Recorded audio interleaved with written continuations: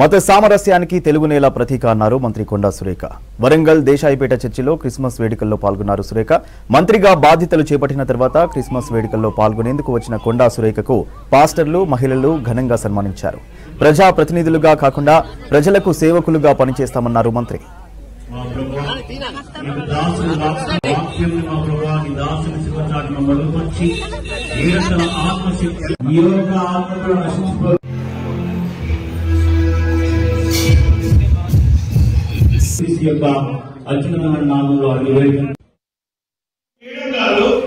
మన సంఘం మీద ఉన్న వారికి ఉన్న అమితమైన గౌరవం, ప్రేమను బట్టి వారి నియోజకవర్గంలో అతిపెద్ద సంఘంగా గుర్తించి ఎక్కువ మంది క్రైస్తవులు నివసించే, మైనారిటీ క్రిస్టియన్ నివసించే ప్రాంతం కాబట్టి తప్పనిసరిగా 1 కోటి రూపాయలు శ్రీమతి కొండా సురేఖ మేడం గారు ఒక ప్రత్యేకమైన విన్నపం ఏంటంటే 2014 1 అక్టోబర్ రోజున ఫౌండేషన్ స్టోన్ కార్యక్రమంలో మీ ప్రార్థనలు ఫలించాయి. మీ ఆశీర్వాదం, మీ సహకారం, దాంతో నేను ఎమ్మెల్యేగా గెలవడము నాకెంతో ఆనందము.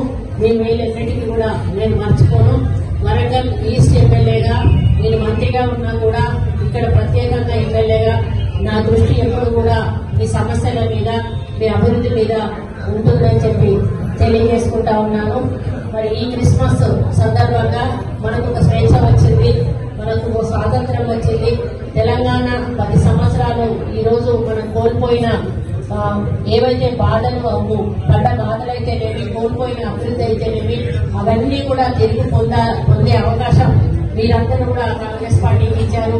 రేవంత్ రెడ్డి గారిని ముఖ్యమంత్రి చేశారు. కాబట్టి మన ఆశలు, ఆశయాలు ఫలించే విధంగా ప్రజా ప్రభుత్వంగా ఈ యొక్క ప్రభుత్వం ముందుకెళ్తుంది.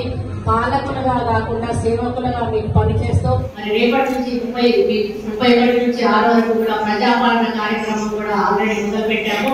అందులో కుటుంబం నుంచి సమస్యలను అప్లికేషన్ రూపంలో తీసుకొని వాటిని పరిశీలించి ఎంక్వైరీ చేసి అర్హులైన వాళ్ళందరికీ కూడా 6 గ్యారెంటీలు ఇచ్చే కార్యక్రమం కూడా మొదలు పెట్టబోతాము.